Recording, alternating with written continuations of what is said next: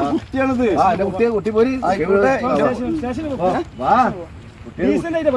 ഞാൻ ആലോചിക്കട്ടെ. എന്താ ആലോചിക്കാം? എന്താണ് ആലോചിക്കണ്ടേ? സമാധാനപ്പെട്ട് പോലെ വീഡിയോസ് ഇങ്ങനെ വീഡിയോസ് ഒക്കെ എടുത്തുകാണ്ട് നാളെ ഇങ്ങനെ വീഡിയോ ഇട്ടാണ്ട് ഇത്രയും പൈസ ഉള്ള ഒരു സമ്പാദ്യമുള്ള ആൾക്കാരെ അതിനൊന്നും എനിക്ക് എന്റെ മീഡിയയില്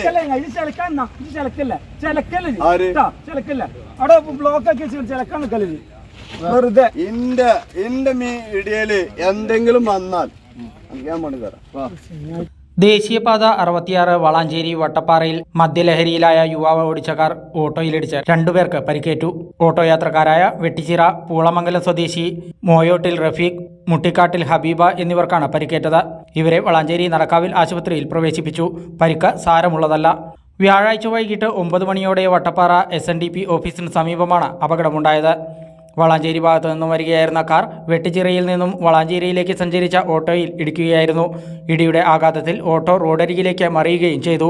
അപകടം നടന്നയുടൻ കാർ ഡ്രൈവർ വാഹനം ദേശീയപാതയുടെ നടുവിൽ നിർത്തി ചാവിയൂരി 4 വയസ്സുകാരനായ മകനുമായി ഇറങ്ങിപ്പോയതോടെ പാതയിൽ ഗതാഗത തടസ്സവും നേരിട്ടു.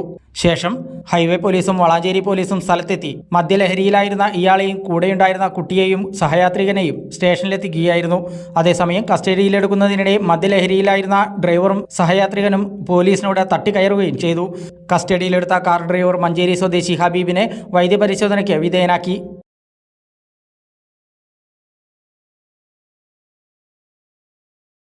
എന്റെ ഇഷ്ടങ്ങൾ എന്റെ ഫാമിലിക്ക് അറിയാം. Family wedding centre, Kunnamangalam, Vadakara, Manjeri, Meppadi, Tirur, Perinthalmanna and UAE.